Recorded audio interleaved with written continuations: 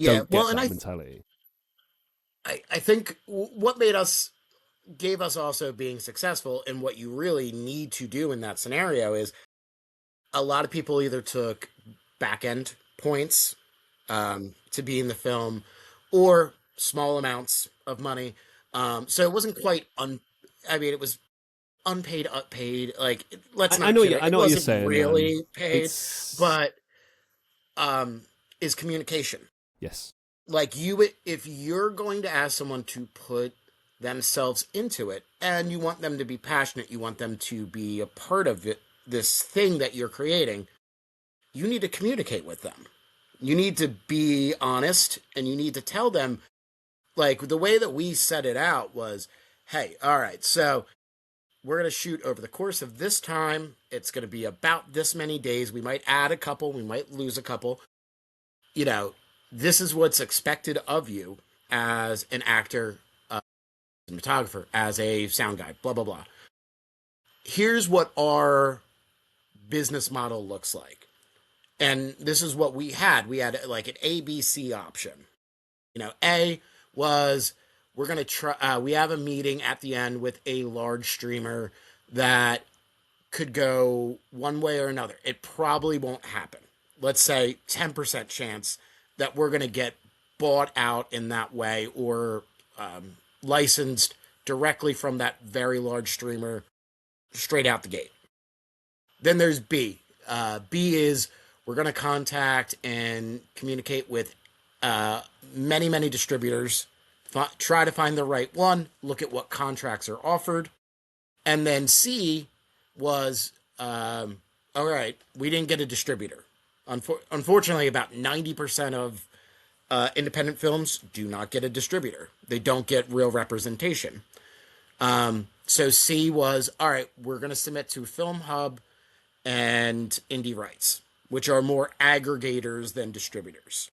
They'll take mostly anything and just kind of throw it up as like a profile to streaming platforms, large and small, and kind of throw it like, hey, please take these things, and kind of spam them in. And you'll get picked up by probably something smaller, streaming wise. And then our D plan was, if they reject us too, we'll put it on YouTube. So it was very clear communication, and it's probably going to take, from post being almost done, about 6 months before it's going to come out, because we don't have a direct pipeline already set up. So it's setting expectations and communicating with them thoroughly, and following through on your word. You know, we ended up very lucky that I didn't have to go down to D. I ended up in B.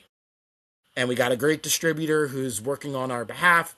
Obviously, he got it on Amazon. We're coming up on other platforms over the course of the next couple months. But I let them know what we were willing to do and where we were willing to go. And that's how you get people's buy-in. Like, that's how you build a community, is you be honest with them. And that way they have expectations. If you let them make up their expectations, they're going to be wildly higher than you're going to be able to fulfill. You know, like, oh yeah, don't worry.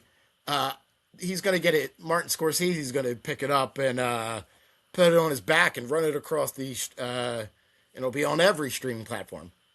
That's an expectation that's not going to happen, guys.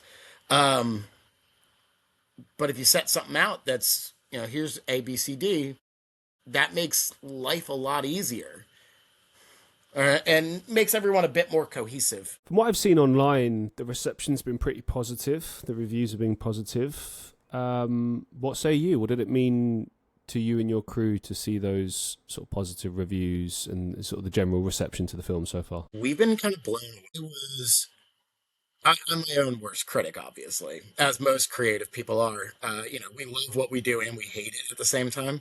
Um, but to get, especially like the professional reviews of like, I I also got 3 out of 4 stars, and so did, you know, XYZ, you know, Oscar winning film from this professional critic.